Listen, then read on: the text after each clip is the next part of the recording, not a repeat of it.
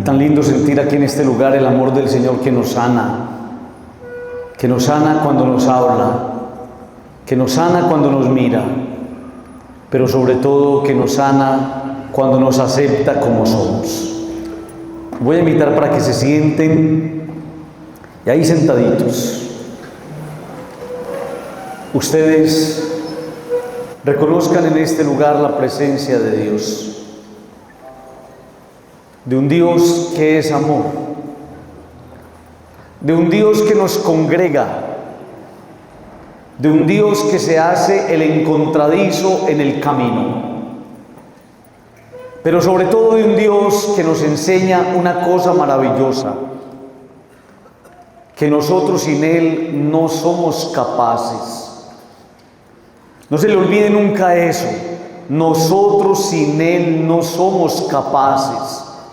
Por eso nos desanimamos tan fácil, por eso tantas caídas, por eso a veces tanta desmotivación, por eso nos rendimos frente a los proyectos, porque creemos a veces que solos somos capaces. No, sin el Señor ustedes y yo no somos capaces de nada. Y por eso nos ha enseñado el mismo Jesús a que cuando queramos emprender algo, lo hagamos pidiendo el regalo del Espíritu Santo. Quiero que ustedes ahí sentaditos, así como estoy yo, con sus manos abiertas sobre sus piernas, ahí sentaditos, ustedes le pidan al Señor un regalo. Y le van a pedir al Señor un regalo para aprender a hacer las cosas bien, para aprender a tener fuerza en la debilidad, para aprender a tomar impulsos cuando a veces no hay motivaciones. Y esa fuerza que nos viene de Dios se llama Espíritu Santo. Le pedimos al Señor el regalo del Espíritu Santo para no desfallecer, para no desanimarnos, para entender que todo lo hacemos con Él y que sin Él no hacemos nada. Le pedimos al Señor el regalo del Espíritu Santo para que Él nos muestre el camino, para que nos regale el don del discernimiento y para que aprendamos a cultivar el temor de Dios, es decir, el reconocimiento de Dios en la vida como lo más grande.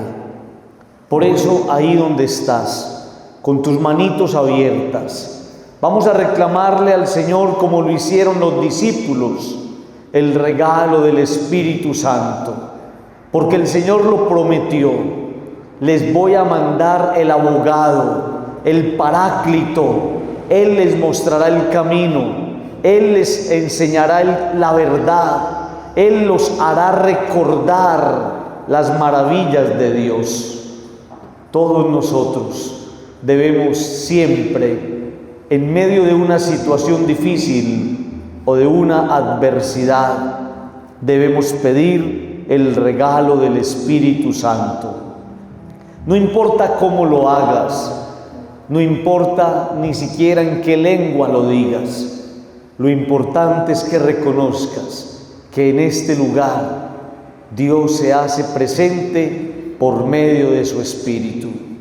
Por eso todos decimos: ven Espíritu Santo, ven Espíritu Santo de Dios, ven a este lugar, toma posesión de nuestra vida, entra en nuestro interior, toma nuestro corazón, permite que sea en nuestras vidas Pentecostés, regálanos tus dones, reparte aquí tus frutos, don de sabiduría, don de entendimiento, don de fortaleza, don de piedad, don de temor de Dios.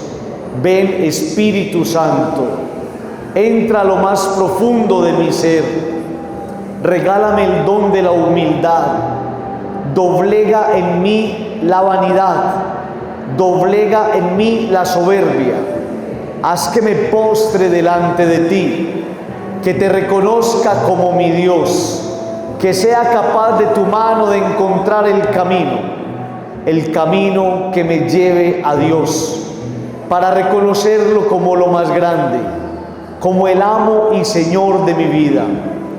Ven, Espíritu Santo, ven y entra en mi corazón, visita mi familia, toca los corazones de los hijos, visita nuestro hogar.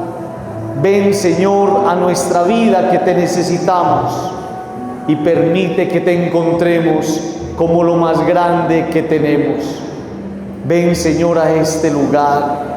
Toca los corazones de todos los que estamos aquí reunidos. Ven, Señor, y haznos reclamar en tu nombre la figura del Padre. Ven, Señor, y toca los corazones débiles. Llénalos de fortaleza, sana nuestras heridas, especialmente los resentimientos. Ven y tumba los muros del odio y de la división. Ven, ven, Espíritu Santo, ven que te necesitamos. Ven, abogado, paráclito de Dios, ven a este lugar.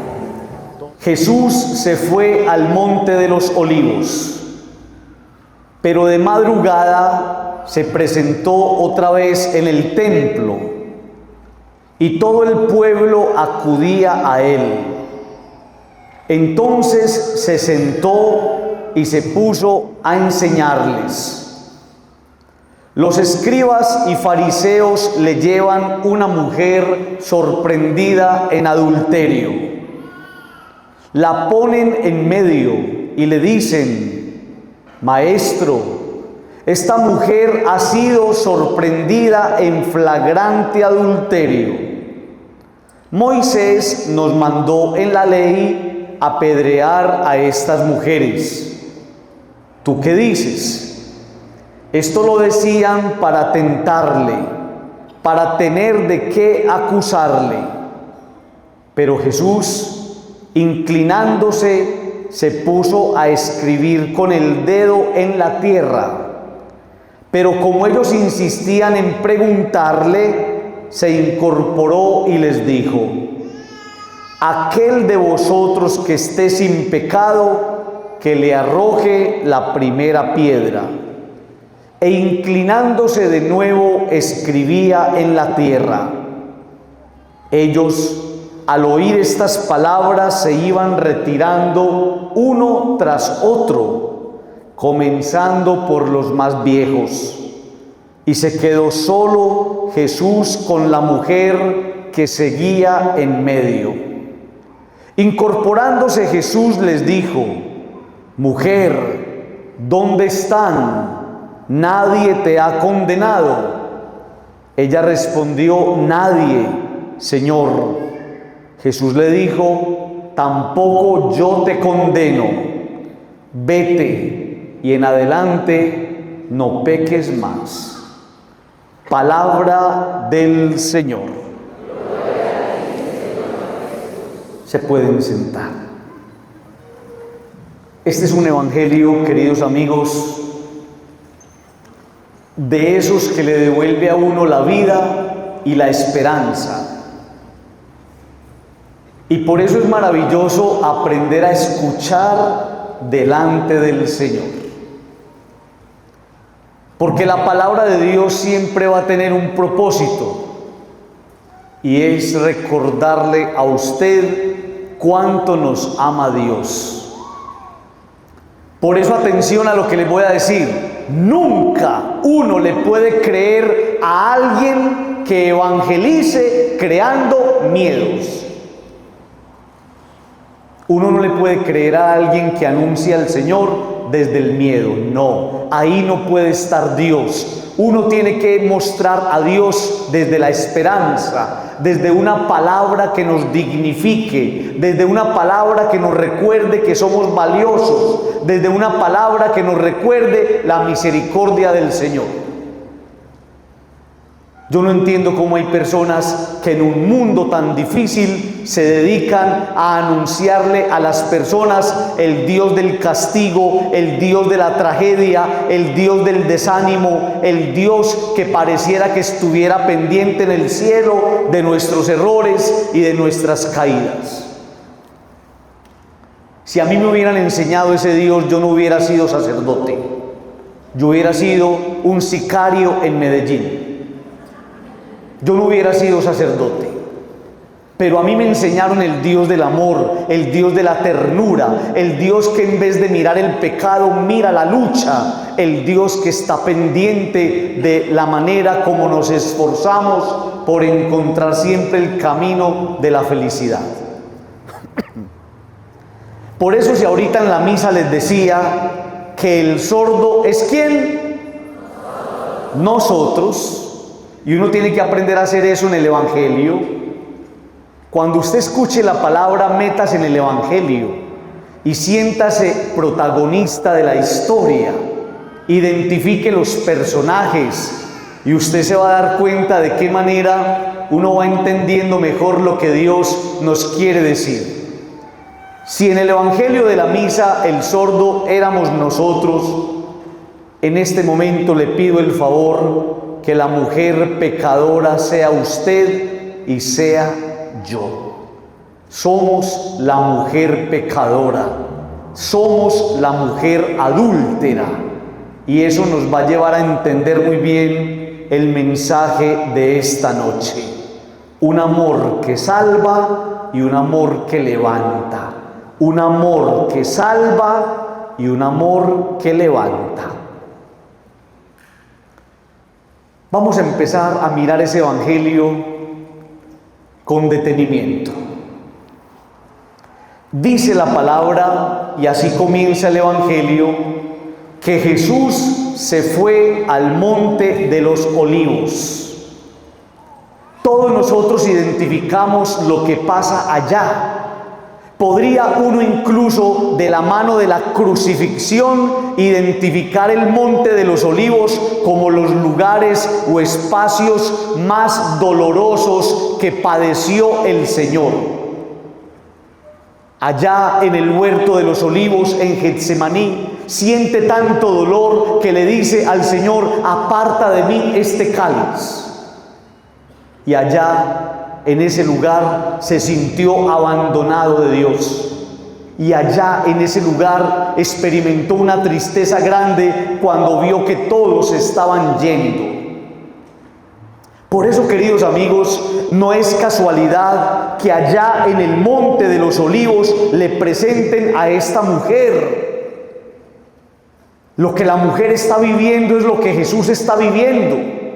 Y desde aquel lugar de tanta vulnerabilidad se hace más comprensible nuestra humanidad. El Señor entiende nuestro dolor porque Él pasó el dolor. El Señor entiende nuestras cargas porque a Él le tocó cargar. El Señor entiende nuestras lágrimas porque Él también derramó lágrimas. Va al monte de los olivos. ¿Saben por qué? Para que allí la mujer censurada y señalada supiera que el que está ahí también tiene dolor en su interior, también está sufriendo. Allí, en el monte de los olivos, Jesús va a ser arrestado y por eso va a entender el por qué toman prisionera a aquella mujer. Si a Él lo están tomando prisionero y con un beso lo van a condenar, también a esta mujer la están haciendo prisionera porque ha cometido un error y ha cometido una falta. Ese lugar, el Monte de los Olivos, es un lugar muy especial. ¿Saben por qué? Porque es el lugar desde donde Jesús asciende al cielo. Cuando nosotros celebramos en la iglesia el misterio de la ascensión, la subida al cielo lo hizo desde el Monte de los Olivos. Y entonces ahí hay un detalle maravilloso. Pareciera que el Señor le estuviera diciendo a esta mujer: tranquila, que la pueden tumbar y yo la voy a levantar. Tranquila, que la pueden tirar al suelo y yo voy a hacer que usted se vaya para arriba. Pareciera que el Señor permitiera que esto se diera en ese lugar para mostrarle a ella el camino que en medio del sufrimiento lo conduce a uno al cielo. Pero también el Monte de los Olivos va a ser el lugar, y así lo cuenta la Sagrada Escritura, desde donde el Señor va a venir a redimir a los muertos. La palabra de Dios nos dice que será allá, en ese lugar, el Monte de los Olivos, donde el Señor va a resurgir para redimir a los muertos. ¿Qué tiene que ver eso, queridos amigos? Que ahí ya había una mujer que estaba muriendo. Ahí ya había una mujer a la que estaban matando. Ahí en vida ya había una mujer a la que con censuras y calumnias le estaban robando la oportunidad de vivir. Por eso el Monte de los Olivos, donde le llevan a aquella mujer adúltera, es maravilloso. Porque en ese lugar lleno de significado, el Señor le va a recordar a aquella mujer lo importante que ella es. Dice el texto: de madrugada se presentó otra vez en el templo y todo el pueblo acudía a él. ¿Dónde está Jesús? Jesús va al templo. Y alguna persona podría decir: Padre, ¿por qué el evangelio de la mujer adúltera nos va a presentar a ese Jesús que llega al Monte de los Olivos y que luego se presenta en la madrugada en el templo? ¿Saben por qué? Por una cosa maravillosa. Va al templo porque allí le van a llevar un templo roto, fracturado, un templo a punto de ser demolido. Qué cosa tan bella. Está en el templo y le llevan un templo roto, desquebrajado, una mujer que ha sido maltratada, una mujer que es templo de Dios a punto de ser demolido. Se la presentan a Jesús. ¿Y por qué se la presentan a Jesús? Porque Jesús es el arquitecto. También ustedes, muchos de ustedes están rotos, vueltos por dentro nada, llenos de desesperanza, llenos de desmotivación. Yo no sé si en mi país, yo no sé si aquí, pero en mi país mucha gente se quiere morir, se quieren quitar la vida, están cansados de vivir. Un porcentaje muy alto de personas han atentado ya contra su vida o pasan mucha parte del tiempo pensando cómo quitarme la vida. Esa mujer somos nosotros, templos rotos, reventados, pero miren qué cosa tan maravillosa. Se la presentan al arquitecto, la presentan delante del Señor, la presentan delante del que es capaz de reconstruir el templo. Y por eso el Evangelio dice que era de madrugada, porque el Señor es capaz de levantarse todos los días temprano a restaurar sus obras, a pulir sus obras, a hacerlas de nuevo.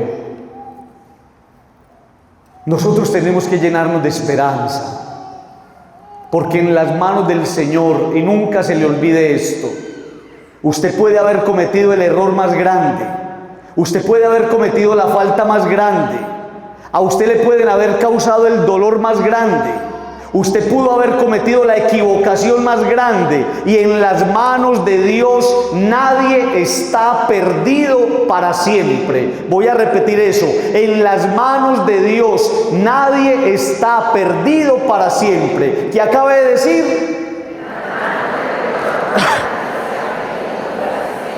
Mire, si esa mujer se la presentan a uno de ustedes o a mí, la rematamos. porque así somos nosotros. Le caemos encima y la volvemos nada. Pero se la presentaron al arquitecto, al que es capaz de cogerla toteada, roturada, reventada, vuelta nada, para que él la hiciera de nuevo. Madrugó a encontrarse como un buen arquitecto con sus obras para empezar allí en esa mujer una nueva edificación. En las manos de Dios. Nunca se le olvide esto. En las manos de Dios, no importa lo que hubiéramos hecho, todos somos merecedores de una oportunidad. En las manos de Dios, todos somos merecedores de una oportunidad. Por eso es tan valioso cuando encontramos entre nosotros personas que ante un error que cometimos nos regalaron una oportunidad, porque es la muestra más grande de que en el corazón y en la vida de esa persona habita el Dios de las oportunidades. Qué difícil entender a Dios o encontrar a Dios en el corazón de una persona que, movida por la soberbia o por el orgullo, le cierra la oportunidad a alguien de reivindicarse frente a una falta, frente a un error, frente a una situación con la que pudo haber causado tanto dolor. Los escribas y fariseos le llevan una mujer sorprendida en adulterio. Atención a esto, queridos amigos.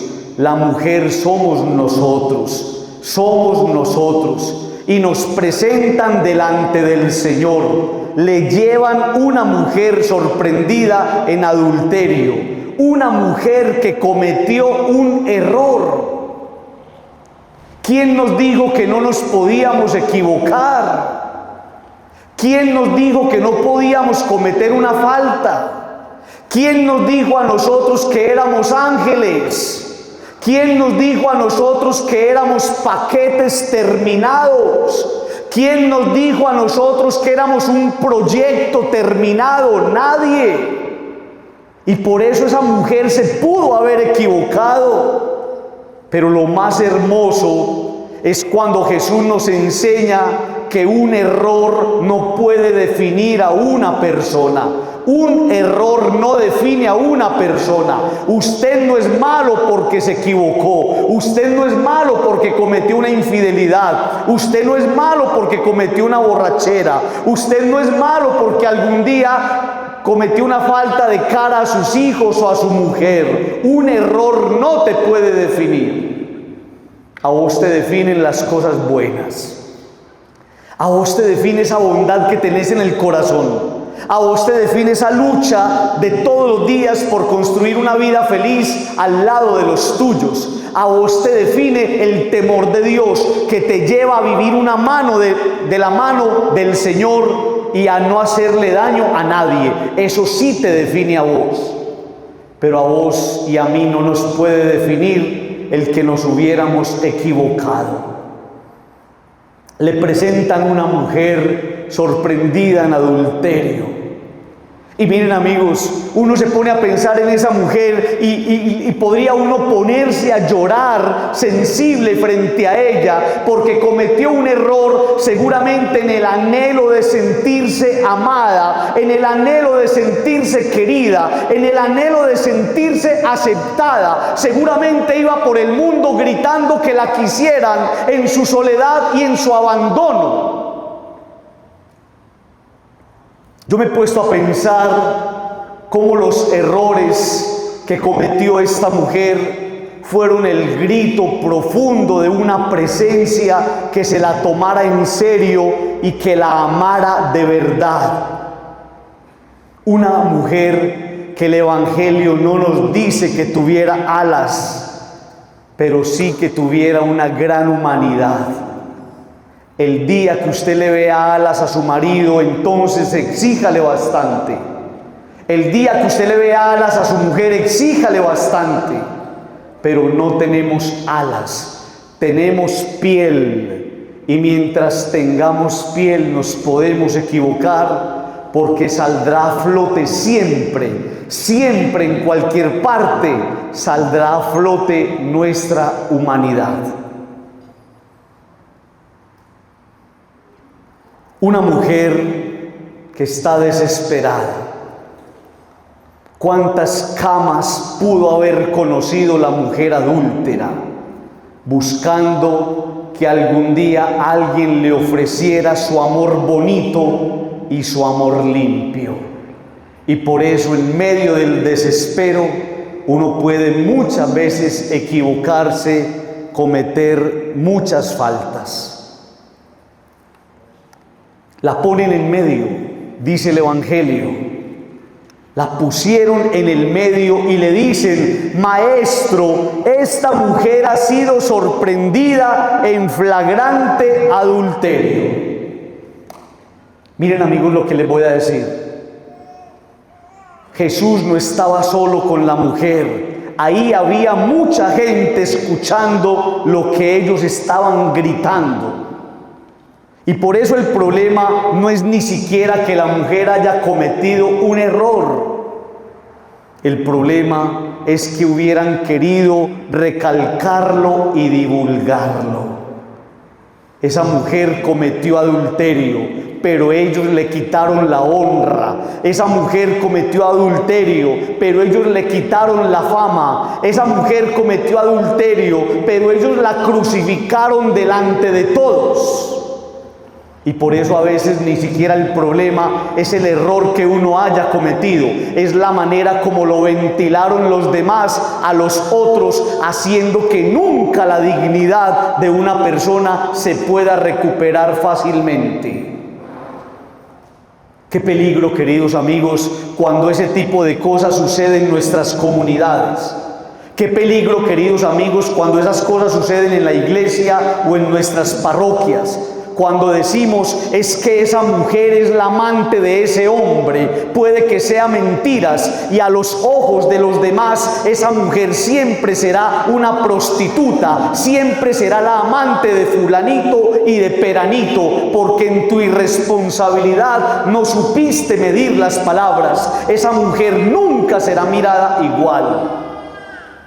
Y si tú dices: ese es un ladrón, todo mundo siempre lo va a mirar como un ladrón. Y si tú dices: es que ese hombre es muy infiel, todo mundo siempre lo va a mirar como un hombre infiel. Por eso a veces el peligro de los corrillos, por eso a veces el peligro de los tumultos. Yo en mi parroquia le digo a la gente: cuando les dé la bendición, ojalá no se queden por ahí, váyanse para la casa, que tienen mucho que hacer. Porque a veces esos corrillos es para despotricar de la gente, para decir algo de la gente, con lo cual le podemos robar la armonía, la paz, la integridad, lo que la persona es. El problema no es que se hubiera equivocado, el problema es que ventilaron su error y ya no solamente era una equivocación de ella, sino un pecado compartido por todos. La pusieron en el centro. ¿Saben ustedes qué significa ponerla en el centro? Significa sentarla en el banquillo de los acusados, de donde no tiene escapatoria. Imagínense donde yo ponga a alguien en este momento aquí y empiece a decirle a ustedes: es que esta persona es eso, hizo esto, cometió esto. La mirada de ustedes sobre esa persona está en el banquillo de los acusados, de donde no se puede escapar. Y amigos, a veces no es lo mismo que hacemos en la casa. Cogemos a alguien, lo ponemos en el centro, pero para volverlo nada. Y a veces no es lo que pasa en la parroquia. Cogemos a alguien y lo ponemos en el centro y lo volvemos nada. Y a veces no es lo que pasa en el trabajo y en la oficina. A espaldas de la persona la traemos, la ponemos en el centro y la volvemos nada. ¿Y quién se escapa de ahí? No tiene escapatoria. ¿A cuántas personas también hemos puesto en el centro de nuestros juicios? cuando el centro depende de donde se mire. ¿Usted ha pensado eso? ¿Usted ha pensado que el centro depende de donde se mire? Yo estoy aquí y yo soy el centro de ustedes, pero el Señor que está allá sentado es el centro de los que están allá.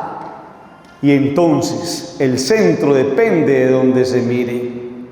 Yo puedo ser el centro de sus señalamientos, mientras usted es el centro de los señalamientos de los que están a tu alrededor. Y por eso hay que aprender a cuidar nuestros juicios.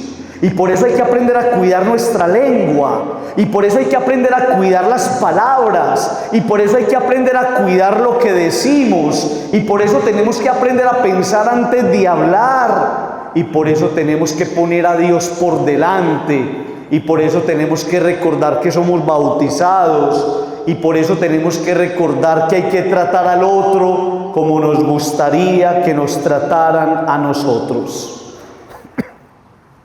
Le van a decir a Jesús: Moisés nos mandó en la ley apedrear a estas mujeres. ¿Tú qué dices? Oiga, tan descarados. Echan mano de la palabra, echan mano de la ley para justificarse. Yo me acuerdo alguna vez un señor en algún lugar del mundo que me dijo esto.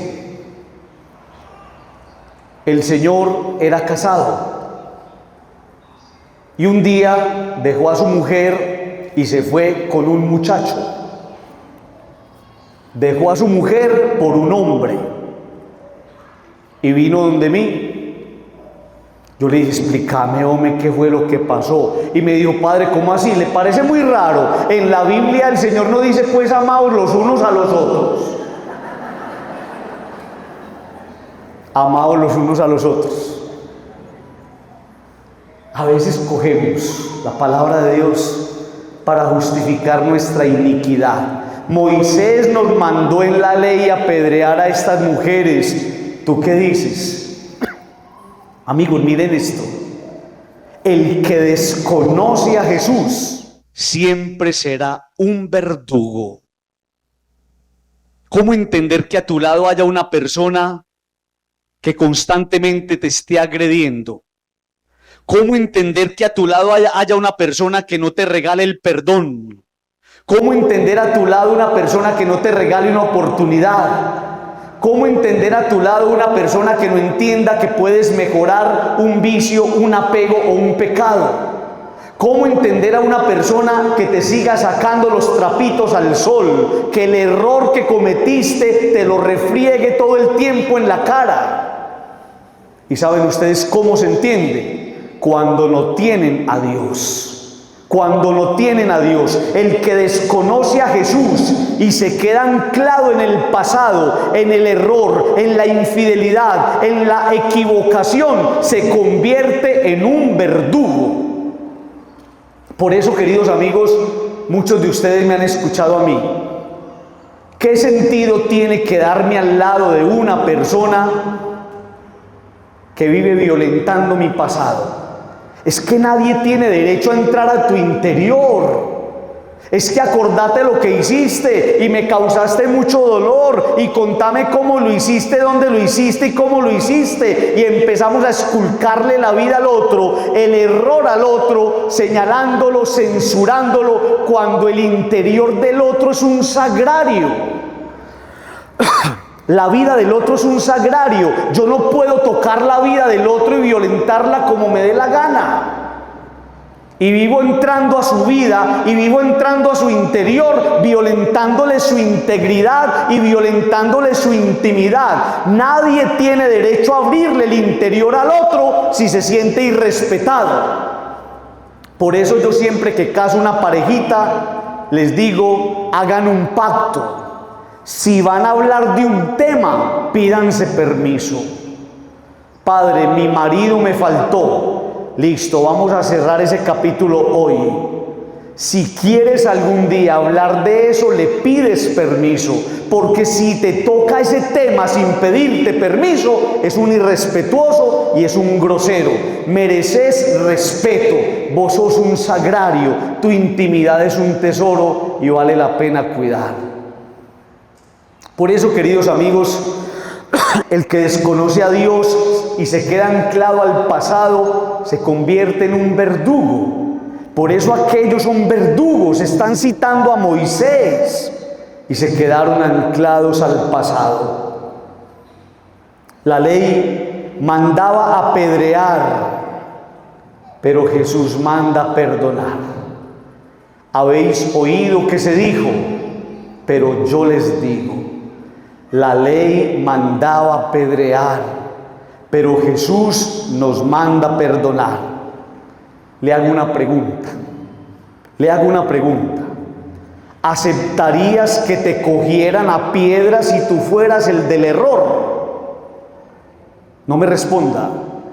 ¿Aceptarías que te cogieran a piedras si tú fueras el del error? No. Entonces, ¿por qué vivimos tirándole tanta piedra al que se equivocó? ¿Por qué le vives tirando piedra al que se equivocó? ¿Tú qué dices?, le preguntan estos hombres. Moisés nos mandó apedrear a estas mujeres. ¿Tú qué dices? Y esa pregunta es muy interesante, porque la respuesta de Jesús es maravillosa. Siempre va a ir en la línea de la justicia. Padre, ¿y cuál es la justicia de Dios? La justicia de Dios es la misericordia. Moisés manda apedrear a estas mujeres. ¿Tú qué dices? Y la respuesta de Jesús es extraordinaria, porque siempre saldrá a favor de la persona, haciéndole justicia. Y la justicia de Dios es una cosa maravillosa. La justicia de Dios es su misericordia y su compasión. Dice el texto: Jesús inclinándose. Imagínense esa escena tan linda. El templo, Jesús se inclina y se pone a escribir con el dedo en la tierra. Qué cosa tan bella, hombre. Qué cosa tan bella. Se inclinó. Están todos ahí. Está la mujer con él en el centro. Y a Jesús le da por agacharse. Y ese gesto es precioso. ¿Por qué, Padre? Porque, miren esto tan lindo. La vasija rota es planificada de nuevo.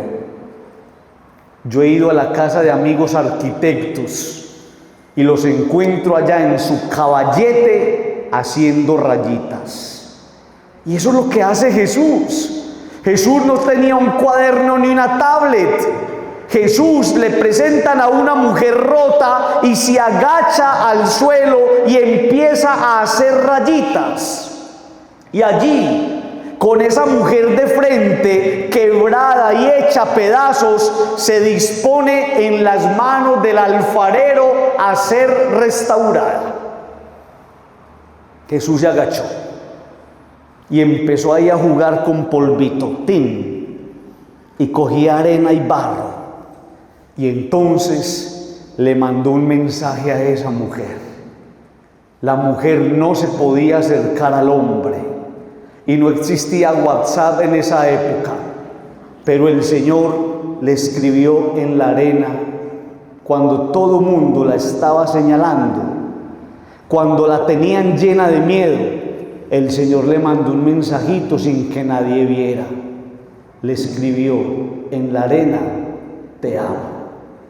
Y le recordó que en ese momento ella era lo más importante. Le recordó que era creación cuando está creando al hombre y a la mujer y toma barro y sopla sobre ellos. Le recordó a ella que Él la podía hacer de nuevo, a pesar de su error y a pesar de su equivocación. Miren lo que va a decir Jesús. aquel de vosotros que esté sin pecado, que le tire la primera piedra. En la Sagrada Escritura, la ley de Moisés, el Pentateuco, en una sentencia condenatoria, solo el libre de pecado podía arrojar la primera piedra. Solamente el libre de pecado podía arrojar la primera piedra. ¿Cuántas veces, póngase a pensar esto, cuántas veces condenamos al otro por lo que nosotros mismos somos? En psicología eso se llama proyección. Yo le estoy poniendo problema al otro por lo que yo mismo estoy viviendo. Y yo le estoy reclamando al otro que no haga algo que yo estoy haciendo. Y yo estoy mirando al otro un error que yo mismo estoy asumiendo en mi vida. A veces, queridos amigos, nosotros condenamos y censuramos al otro cuando nosotros mismos estamos haciendo esa misma falta. Y surge una pregunta: ¿somos tan limpios? Escúcheme esa pregunta. Es que a veces los malos son los demás y yo soy el bueno. Es que a veces los justos son los justos, el único justo soy yo y los demás son los malos. No, somos tan limpios, tan puros, tan virginales, tan inmaculados como para decir algo de los demás. Esa pregunta es muy especial. ¿Somos tan limpios, tan puros, tan honestos, tan transparentes como para decir algo de los demás? No, entonces no estamos autorizados para tirarle piedra a nadie. E inclinándose de nuevo, escribía en la tierra. Miren, amigos, pareciera que eso que hizo Jesús es como una actitud de desinterés.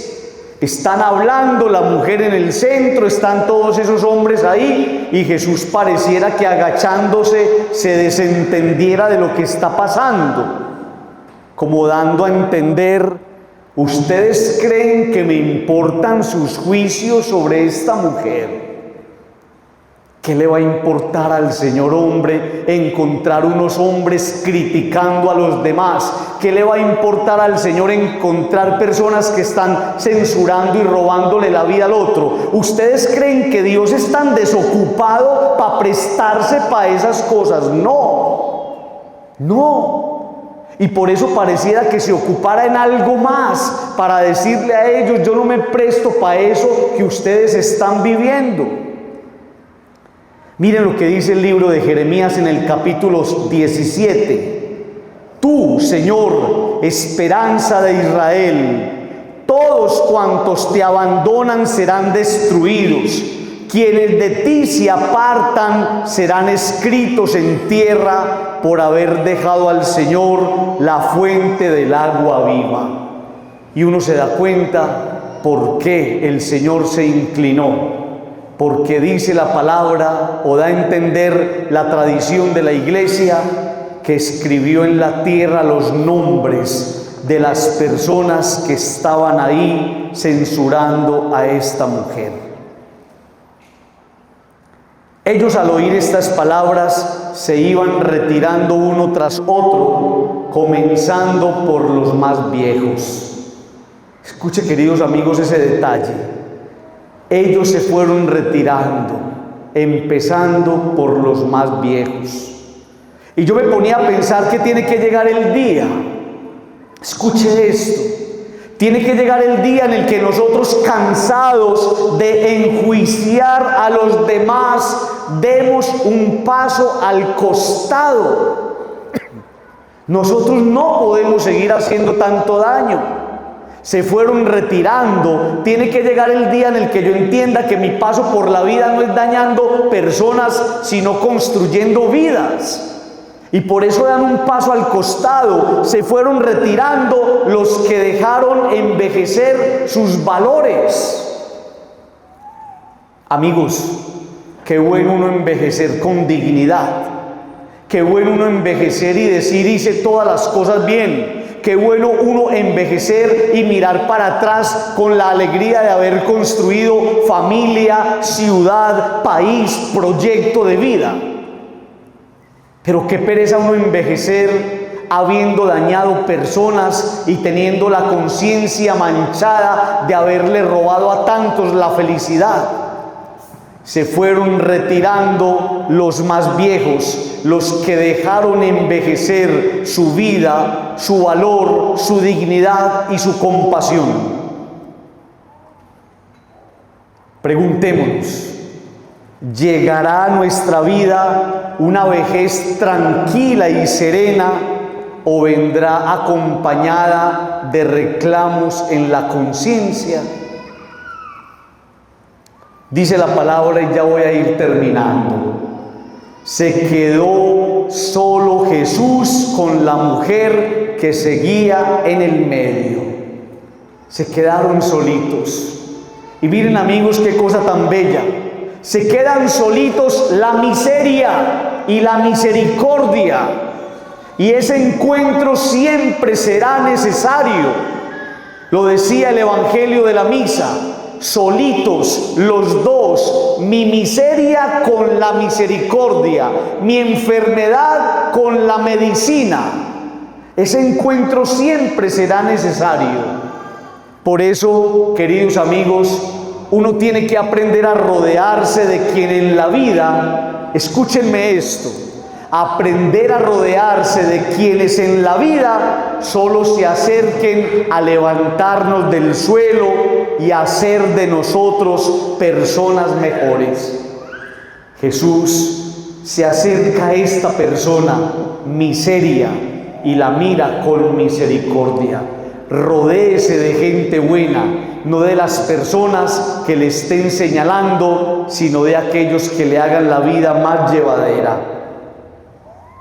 Están en el centro. Y escuchen, cuando uno en el mundo pierde el centro, aquella mujer había perdido el centro. Cuando uno en el mundo pierde el centro, Dios en su misericordia lo vuelve a poner en su lugar. Qué cosa tan bonita. El mundo te pone a perder, pero Dios te devuelve lo que tú has perdido. Mujer, ¿dónde están? Nadie te ha condenado. Y ella respondió, nadie, Señor. Nadie la ha condenado, porque los que lo hacían ya se fueron. Y por eso hay que sacar de la vida a los que condenan. ¿Quién te condena? Nadie. Ya se habían ido. Y entonces tienes que sacar de tu vida a las personas que no han podido entender que te pudiste haber equivocado, pero que ahora eres diferente. Ella responde, nadie, porque nadie tiene por qué soportar la crucifixión. A veces colgamos del madero a tantas personas y se nos olvida que solamente uno es el crucificado. Jesús le dijo, tampoco yo te condeno. Y por eso, queridos amigos, escuchen esto y voy terminando. Dejemos a un lado los escrúpulos y los moralismos. Jesús no nos condena. Jesús no nos condena. Él no ha venido a condenarnos. Él ha venido a salvarnos. La condena viene de nosotros mismos, de nuestros errores, de nuestras malas decisiones y de nuestras irresponsabilidades. Si el que puede condenar, que es Dios, no lo hace, si el que puede condenar, que es Dios, no lo hace, entonces no permitas que nadie asuma ese papel de condena en tu vida. Vete y en adelante no peques más. Y escuchen esto y cierro. Vete. ¿Quién es la pecadora? Nosotros. ¿Quién es la pecadora? Nosotros. Y mire lo que el Señor nos dice. Vete y en adelante no peques más. A la que se le detuvo el mundo el Señor la puso a andar. A la desesperanzada la puso a esperar. A la señalada y censurada el Señor la rescató. A la odiada el Señor la amó. Y a la que se equivocó el Señor le dio una oportunidad. Cierra tus ojos.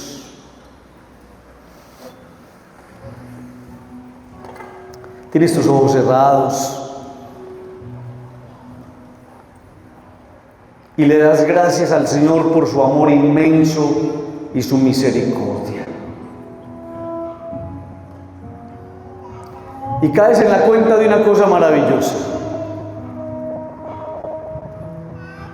que nada es imposible para el Señor.